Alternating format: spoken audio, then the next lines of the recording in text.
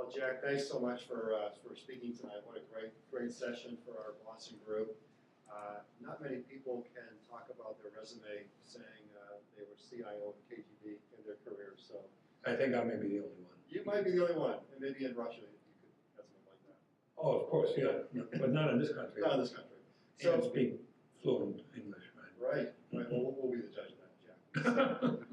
So, with that background and given all that's going on in the world today, current events, this whole notion of security, obviously, but insider threats, and I just wonder if you've got a perspective on that might be relevant to our members. Now, let me tell you something, that there's a misconception out there in the public that in the day and age of the internet and electronics, the human factor is not important. That was debunked quite clearly by, I forgot the name of the fellow, but there's an interview out there that an ex-head of the successor of the KGB, there are two of them, the GRU and there's another one. One is military, the other one. Anyway, one of those fellows who retired gave an interview, a rare interview, and he stated quite clearly, human intelligence is still number one. Particularly when it comes to political intelligence. We want to get into the heads of the people who are making decisions. But even in the corporate setting, I mean, if you get into the head of the CEO who sets direction, and sometimes, you're talking about, which companies you want to acquire and that kind of stuff, that's not out there. You can't hack it. It's not there. It's in somebody's head. That's where things start, and that's why, being on the inside and having contact with decision makers is still very important. Interesting. So, Jack, your book is coming out here in a few weeks.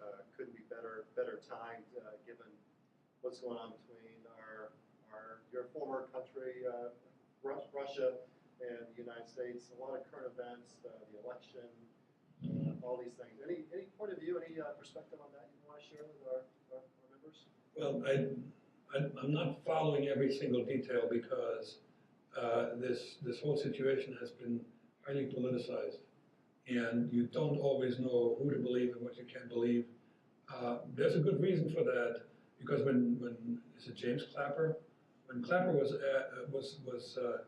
asked, so why can't we get your sources? These are unnamed, because they are. They have to be, because if you name your sources, you might as well pack it in. It's secret.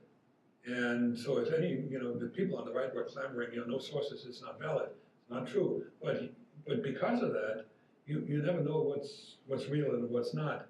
So I'm not following every detail because I think there's way too much noise about it.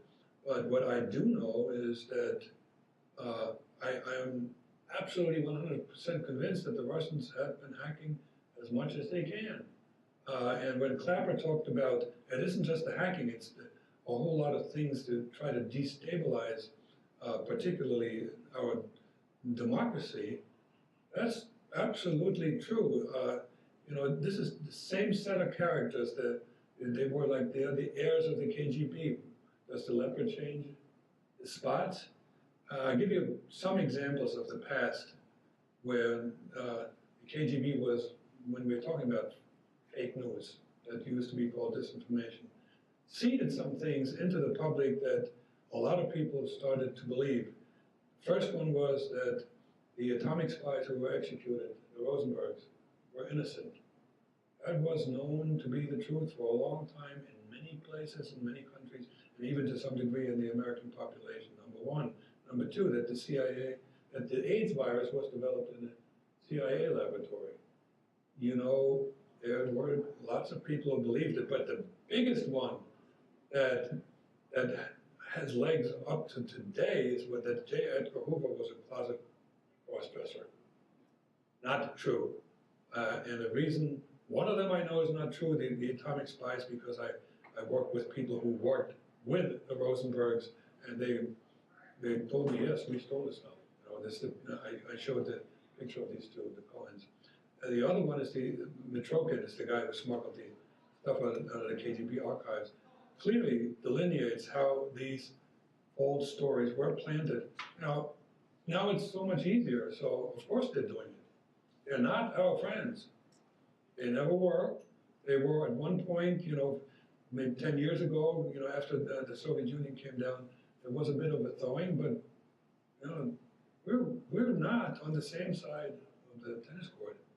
We're not playing doubles, we're playing singles, and it's us against them.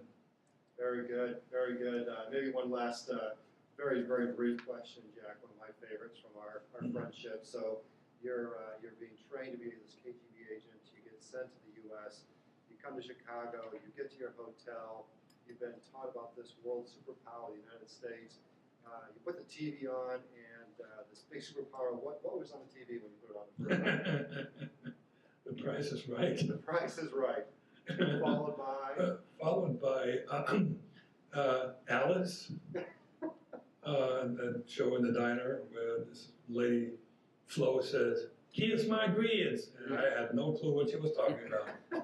And finally, it was Good Times, and at that point, I understood absolutely nothing because I was not privy to that kind of slang, pretty much ghetto slang. Yeah. Well, I'm going to go look at that 60 Minutes piece again, Jack, because you really piqued my interest again, and look forward to the results. Best of luck to you. Appreciate it. Thank you.